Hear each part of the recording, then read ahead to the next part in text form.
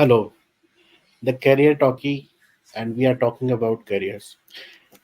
This year, or the last few years, the phenomena has been to celebrate a day on a very cause. Recently, the world celebrated the World Mental Health Day, and it was on October 10th. It led me to thinking why are we celebrating a day and what is mental health about? Is it a part of health or it is something different? How do we know whether we are a part of or we are also affected by mental health? There were certain statistics which mentioned that 1 in 5 person today is grappling with a mental issue.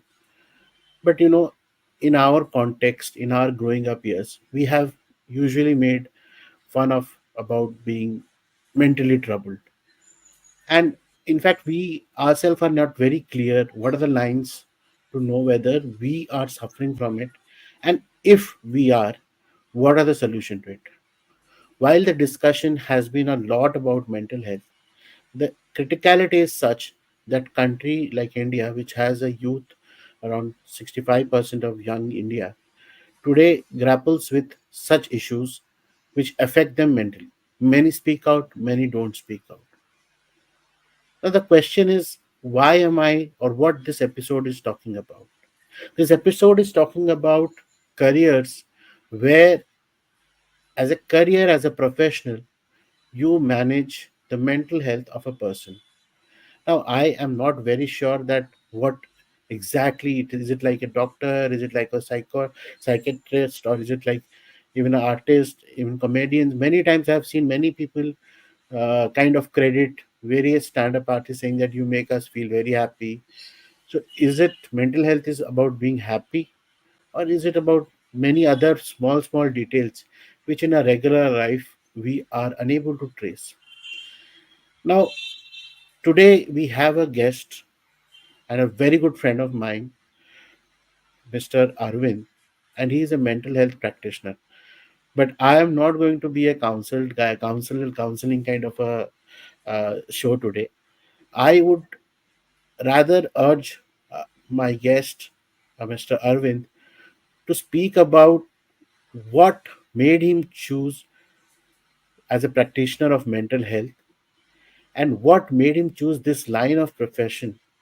How did he become a practitioner? Was it a career choice? Because 20 years back, I understand in India, in world, mental health wasn't spoken the way it is spoken today. So let me first introduce and welcome my guest, Mr. Arvind.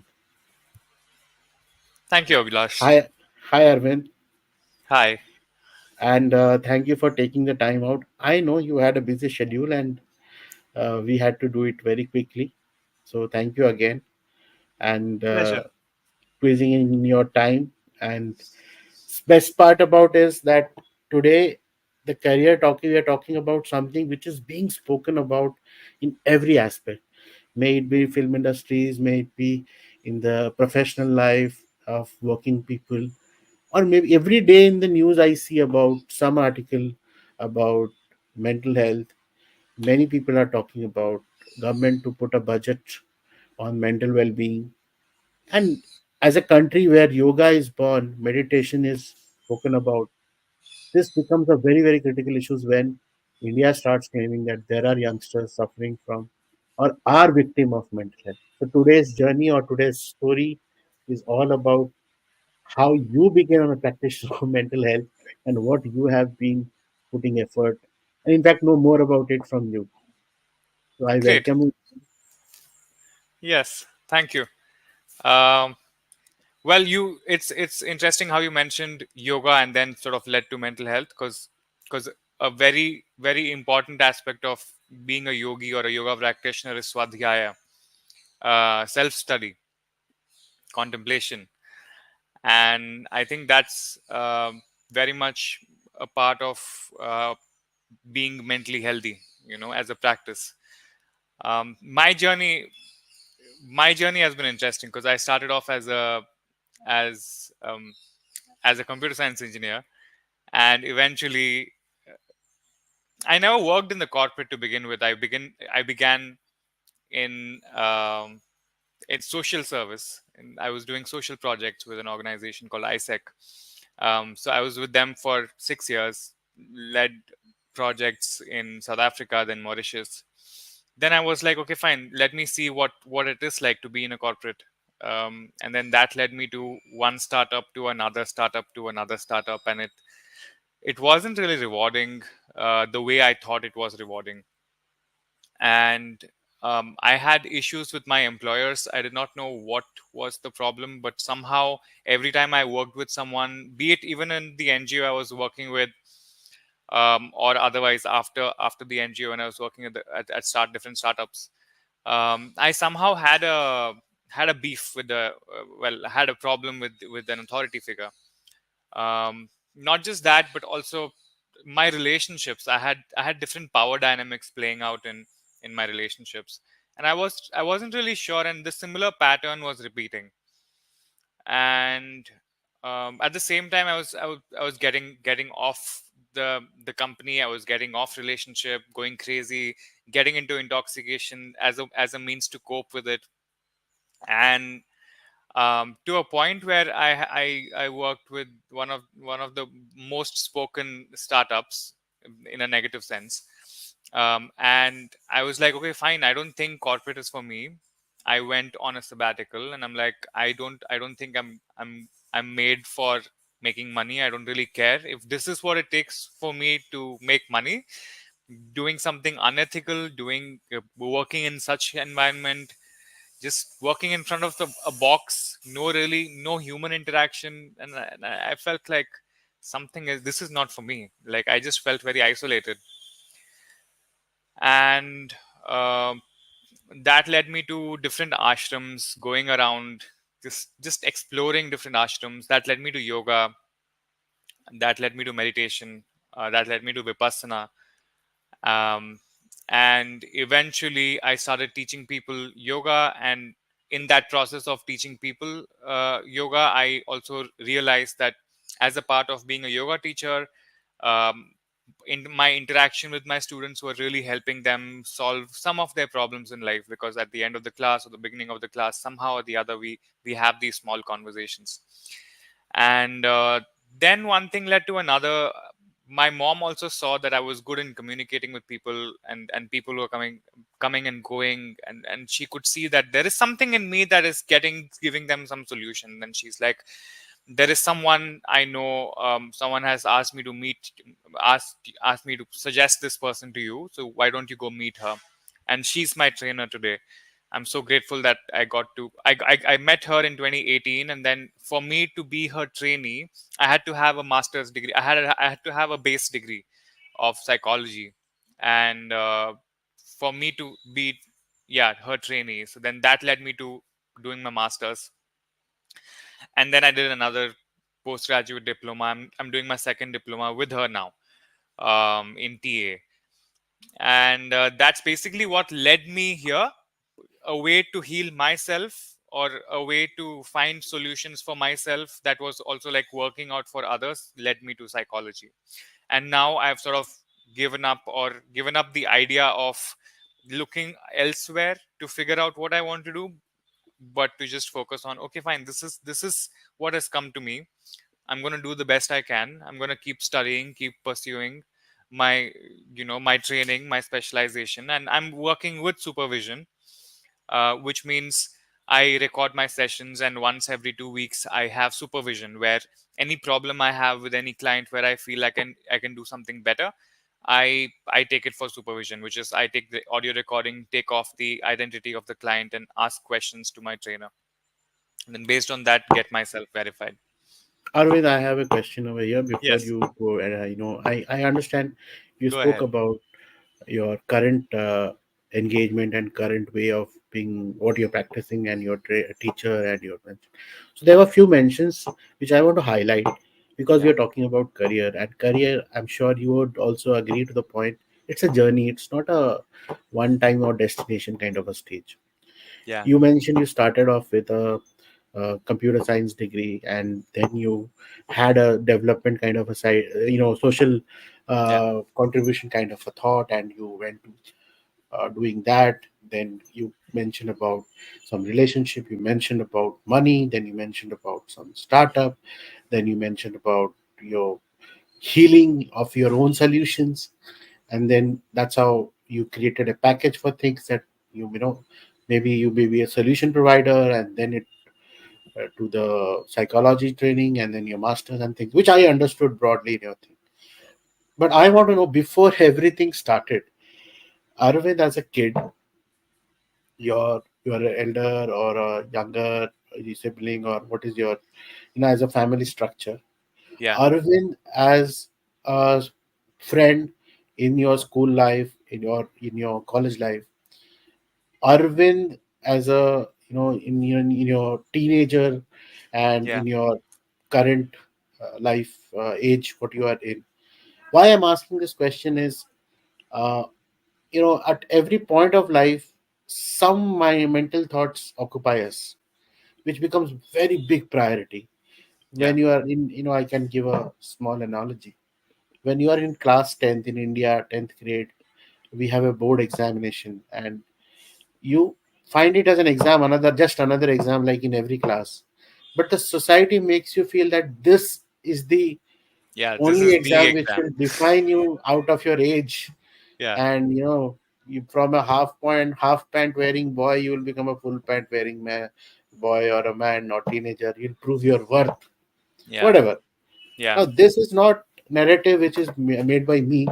This Yeah. is a narrative which usually all the Indian kids go through, and then you enter into a world of study or academics, where push of the society is given to you by saying certain things, 10, then 12, then your graduation, then your, however it goes.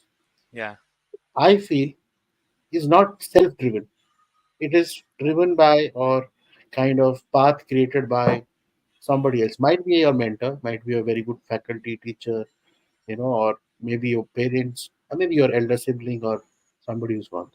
So I want a journey, or if you can, share us the story Beautiful. where Yeah. all those turning points of your life, because Yeah. I see a whole lot of thing. You spoke your world in 2 minutes about many things, but let's Yeah. go a little slower and at one phase.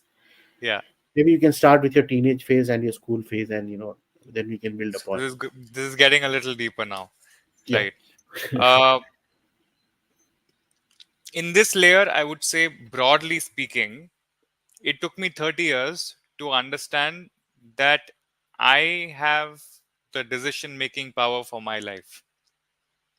It took me 30 years. For 30 years, I was making decisions based on what others would be happy to see. As a kid, I was brought up that way. um, even even consequences of that, or the way of parenting, even that is alive even in my parents now, in their parents now. The way of, sort of, in a way, keeping youngsters in control, or younger people in control. So that is how I was brought up. But somehow my brother learned from looking at my younger brother learned from looking at my um dependency, and he just did not want to be like me.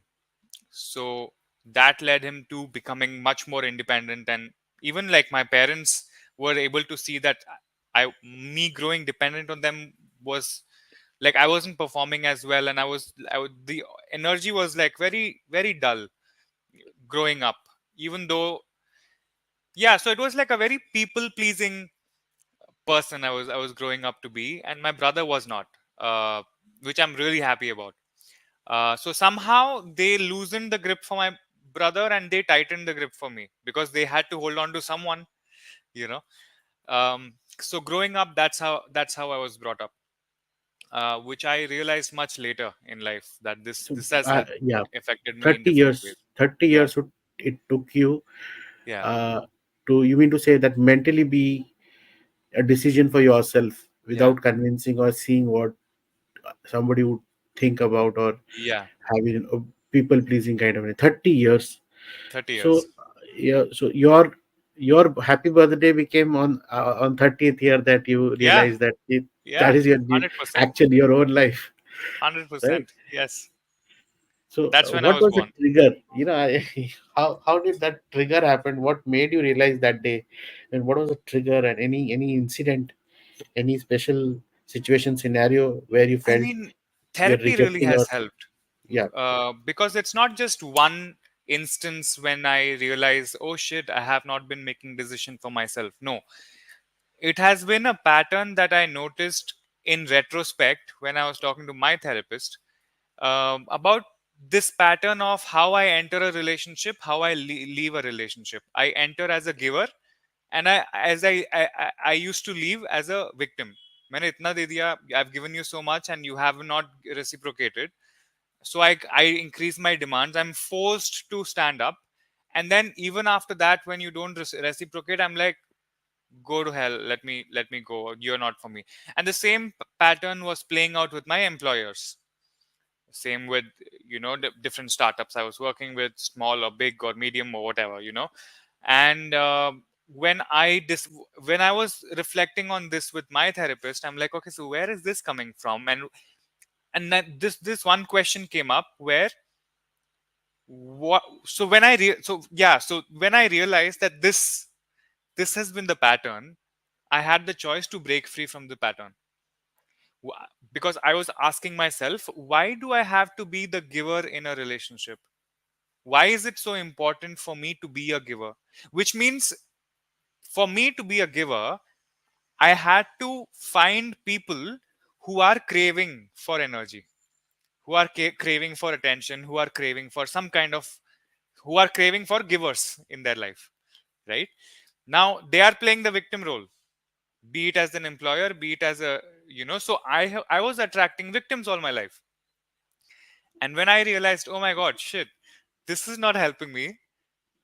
Everybody is equal, everybody is okay as we are, you know but our games, our patterns, our roles that we play have become just so important for us that we get into these dialogues, we get into these dramas inside a relationship. So that was probably the turning point through therapy. Those phases were coming clear to me. One of the very uh, very intellectual thing what you mentioned was the you used a word called pattern, Yeah, and the therapist helped you to make you understand that there is a pattern which is happening in every form of it engagement was which you are common doing. pattern. Yeah, Yeah, yeah, everywhere, that is your professional or so it has become a part of your personality, like it had. and I have read couple of books on the universe and things like that. You attract many Yeah, times, whatever is your mindset, you attract that kind of people around, and you attract that kind of energies. So when 100%. you are, as you mentioned, when you are a giver, so I'm sure the intention to be or follow that pattern made you circumvent around such people, such companies, only such Yeah, kind of one similar pattern kind of people coming or yeah, organization coming, and it is ending into a same result, that is you getting off without getting anything and dissatisfied and things like that. And yeah. that realization or that pattern was broken once you went to therapy Once I and was realized become that aware. there is a yes, Yeah, that yeah, there is a pattern. So yes. I think one strong message to all the youngsters who are looking at it currently, I always see one word that they always say, that confusion. Hmm, What are you doing? Sir, I'm confused. What is the next step? I'm confused. This ambiguity or confusion or yeah, managing uncertainty. yeah, With your today's talk, I realized that it is within us only, because if you yeah, can see the pattern, that confusion itself will be a little helpful in becoming more clearer in your next any uncertain activity which is coming. yeah, yeah. I see it slightly from a psychological point of view. Uh, Look at it as, let's look at our confusion as us being a child who does not know what to do. Hmm? There's the child in us. There's an inner self which wants, which has all these desires, but does not know how to achieve them, how to get their hands dirty. So the child is confused. So there is also a decision making body, the parent, inside our body, our mind, our psyche, which is guiding us. Sometimes that parent also is confused. The parent does not know what to do, but because the parent does not want to admit to the child that the parent is confused, the parent disappears. The child remains confused and goes around asking people, can you please save me, can you please be my parent? That's Right. where the problems come. That's where women are like, I can't mother you. Many people in relationship have a problem with, Yes. they say, daddy issues or mother's boy, mama's boy. All of this is this parent and child, us not being able to take control of our own life. True. That, yeah. So just even if there is a confusion, the parent, the decision making body in us needs to own up that confusion and just go ahead with life. Okay, fine, let's figure it out. We will figure it out. What's the worst that can happen?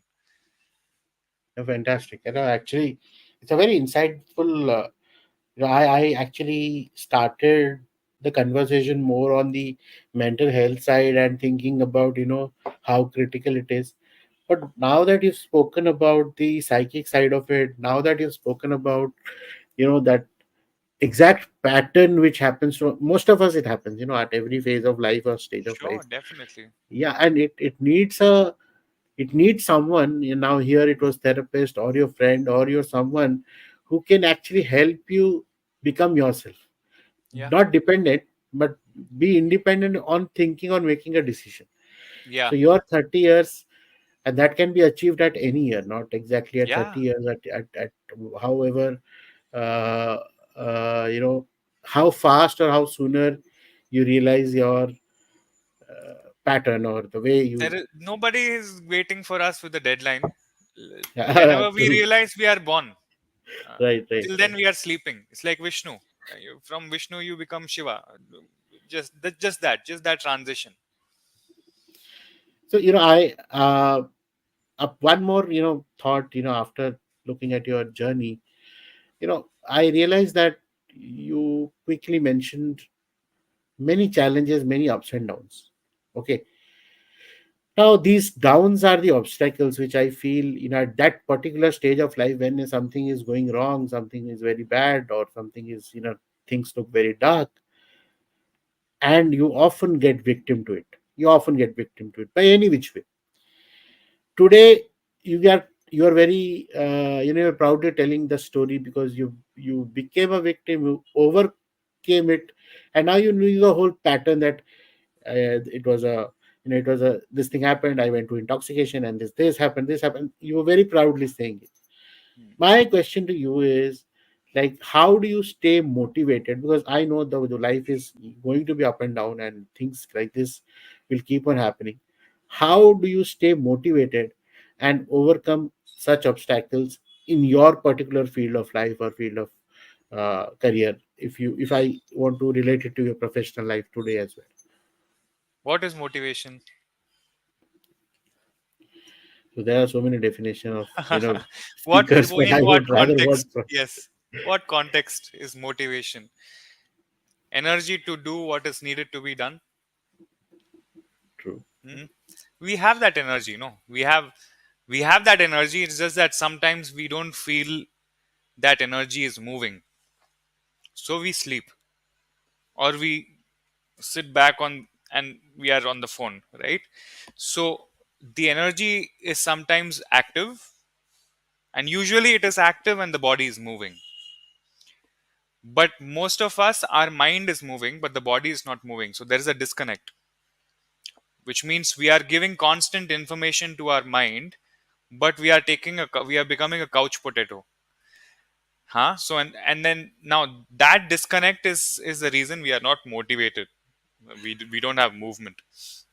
So I think just general 20 minutes, half an hour of movement every morning is good enough motivation one needs. Drive, yeah. Also, I think it's important to sleep well. Everybody talks about it. Hardly people do. But sleeping well also means sleeping on time. I mean, 12 o'clock we should be knocked out. That's the kind of sleep we need. Uh, let's we can take that as a goal. Can I be deep sleep? Can I be completely asleep by midnight? And I wake up whenever I want to. If I'm asleep in today's world, if I'm asleep by midnight, I'm very sure I'll wake up by 6 or 7, and that is a good time to sit, get the sunlight, you know we all know this. Spend time, have some plants around, maybe talk to them if you want, write a little bit. There's something called morning pages which has been really helpful for me. So that is something I would recommend. Most of the times we are carrying really heavy thoughts and we don't know how to release them, and we don't believe in therapy or whatnot. We don't believe in talking to someone else, so we should write. I think it's important that we use this concept of morning pages. 3 pages every morning you write whatever you want, and that has also helped me stay No, no, light I want to throughout ask the here day. one question. Yeah. Arvind of today, speaking to Arvind of age 15 years. Okay. What is Hmm. the advice? Yeah. 15 years or 16 years, exactly that transformative year. 16 years would be, yeah, 15 years I was in 10th standard. 16 years I was in 11th. 16 years is a good Yeah, Arvin to talk 16, to. 17. You're just Yeah. leaving the school or Yeah. whatever. You're first venturing into, you becoming taking own decision, going biking or taking years around adolescent type of years where I don't know to describe that phase. What exactly the kind of advice would you give today? Today's Arvind would give to that age Arvind, so that things would have been better for him for the next journey. What would have been like? Yeah. I would apologize to him. He's a really lonely guy. He's lonely, traumatic childhood, parents who don't know how to support him emotionally. They were always overgiving in different ways, overgiving in silence or overgiving in love or service. So just a really lonely person uh, who did not have role models. So I would apologize to that Arvind uh, for his situation. It's not his fault, and he's not to be blamed. It's just hard luck, tough luck, tough luck that you didn't meet good people who were good role models, who taught you, who stayed with you through through building you. You know, I'm sorry. I wish you had come across good teachers. I wish you had come across good friends, and who showed you how to be healthy, who showed you how to actually express yourself, not just fake it, but actually be vulnerable. I really wish that you had met people, the right people, who uplifted your energy than suppressed your energy or criticized or bashed your energy. Because that is a really a lot damage done. Um, and like you, there are many people who are suffering because they don't have role models. And I apologize on on on behalf of the world. But how do you? It's a very interesting So the conversation. only motivation I can give, yeah, I can give the only motivation is that hope that there are good people, hope that there are people worth trusting. Just keep the hope alive. Would you Keep the hope suggest alive where, reading any book, yeah, any book, or would you suggest him to read any book? Or just read, reading any book, just reading any book is good enough. I wasn't reading anything. Reading for me, that 15-year-old Arvind, reading was associated with scoring marks. That's it. Reading was not associated with knowledge. So reading is such a humbling act. Reading means I don't know, so I look down and I look at her and I look at these words and I'm learning. That is such a humbling act. I Just go follow your heart. Yeah. yeah. Another question coming out from the same query. Yeah. You said role model. How do you find a role Yeah. model or decide at that age, especially? What do you Yeah, what is your so thought difficult. which you can give today, supportive thought for finding a role model? It is. It is quite difficult to find role models. Um, Usually, we think role models are people who score well in school, or teachers who are most liked. But it's not true. It's not true at all. We need to have a sport. We need to have a study. We need to have something that we are interested in, and we need to go on a search. We need to let go of everything. We need to just let our intuition guide us. Now, we don't know what intuition means. We need to feel empowered when we meet someone. We need to feel like, oh wow, I can do something. That is the role model. When we meet someone who, just being around them or talking to them or practicing with them, my badminton teacher was a role model.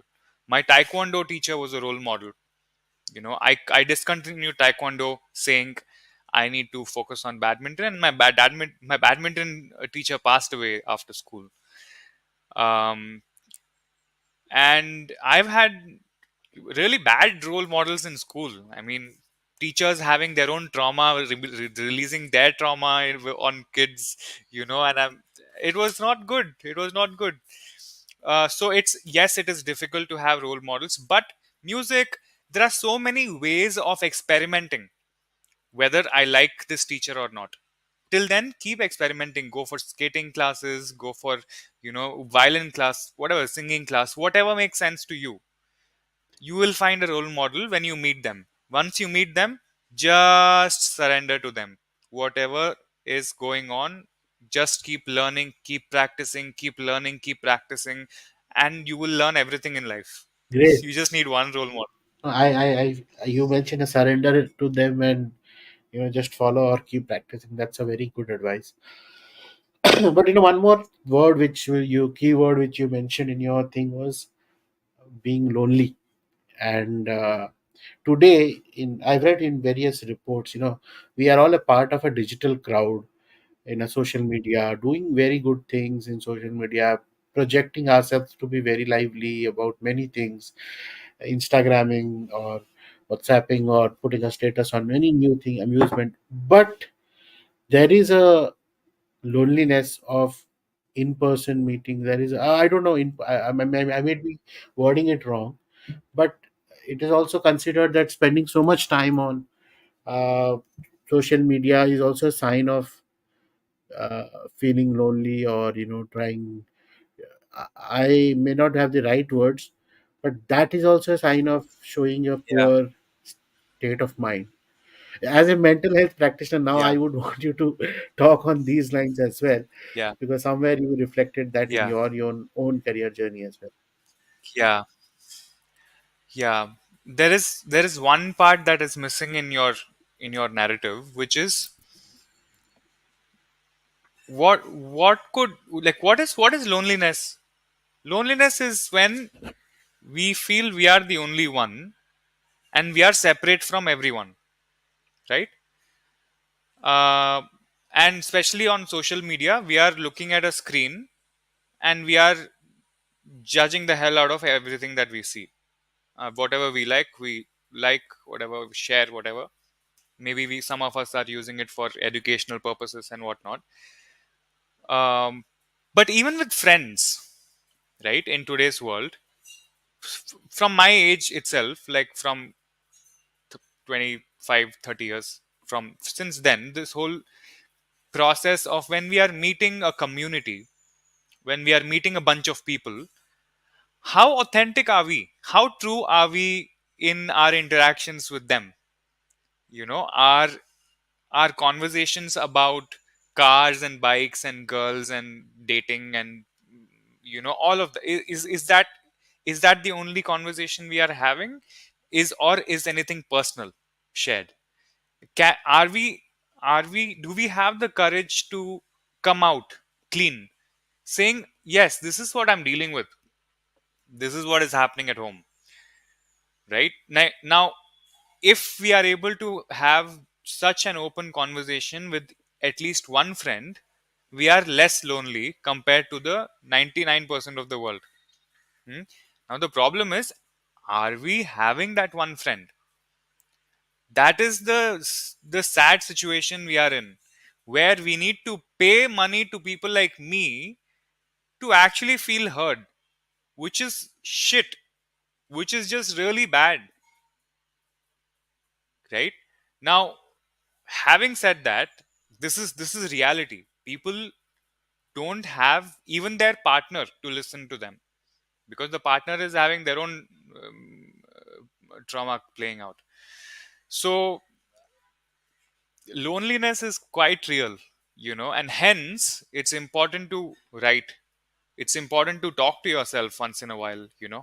It's important to actually talk to others, trusting that whether they reciprocate or not, my intention is to actually release whatever is coming out towards them, you know rather than me asking them questions so I can judge them. No, I let myself be judged. It's okay. And I will see if someone really cares. I will know in their response that they care or not. So by me being vulnerable, I can actually start selecting those gems, those people I need, whom I can call my friends. Great. Arvind, now we are coming towards our closure of our conversation today. But Yeah, I have a special section where I speak about, we'll talk instantly, maybe for 1 minute or not more than that. yeah. So there are a few questions. I'll ask the question and you can be impromptu, and within a minute you need to close, or however, or lesser, not more than that. Okay. Yeah, yeah. If you could, I start. If you could put a title to your chapter of life, the phase you mentioned about transformative phase, what would be the title of that chapter Waiting, and why? waiting for a green light, And why is that? because I was not ready. I was not ready to accelerate myself. So I was waiting for someone to tell me the light is turned green, go. And I realized nobody would ever do that for you in life. You gotta be the one handling your bike, and you gotta throttle it full whenever you want. Just go for it. Don't keep waiting. Nobody is gonna give you a green light. Waiting. So we consider that as the title. Now, then, my second question: Yeah, any five advices you want to give to the teenagers or who are going to become graduate, or want to face the world, where this, one place is where you give your fees and you go for learning. Another place is you go to a professional and they give you a salary. So there's a whole change of structure of thinking and mind happens. Money management, many things happen. Many thoughts, new thoughts yeah, come. What are the five advices in any perspective? I wouldn't want you to only speak about yeah, the mental side of it. Anything which you feel you yeah, want to speak about. yeah. I mean, have values. Simple. I mean, what are the simplest way of living life? Speak the truth. Don't take what is others. Don't take what is not given to you. Speak the truth. Write. Write your truth to the paper without having the intention to read it again, but just communicate with the sheet of paper. Just write. Play. Play in life.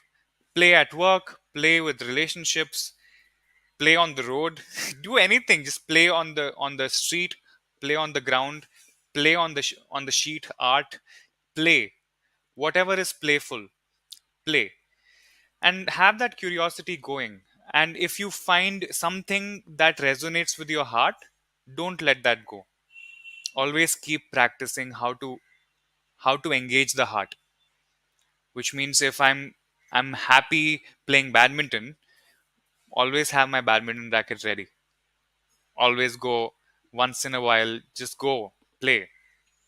So yeah, and in this writing, when you're writing every day, you will know what you are lacking, what you are not lacking, and you will be able to then do the research, put in the work to learn that on your own.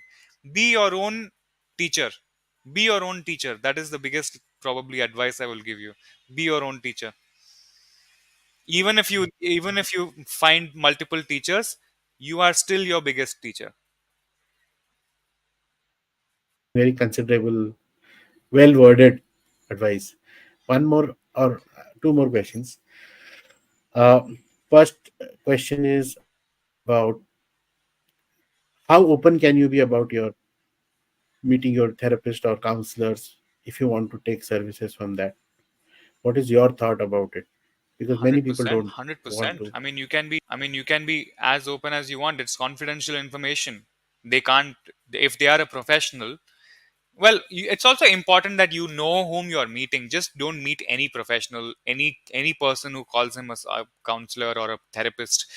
You need to do your research. Go through referrals, go through people you know, and then that is a very good way of finding out if this person is working out for you. Also, you have the authority to cancel therapy at any point, which means day one you meet your therapist, you have an intro call with them, see how you are feeling. Are you able to resonate with what they are saying, or is it feeling like they are giving you advice? Don't take advice. I refrain from taking advice or giving advice. So it is because you asked me these questions. I'm forced to share all of these things. But people don't like that shit. Nobody likes to take advice. Nobody also. I mean, everybody is ready to give advice, but it doesn't work. Okay, so your therapist is not the one who's supposed to tell you what you should be doing.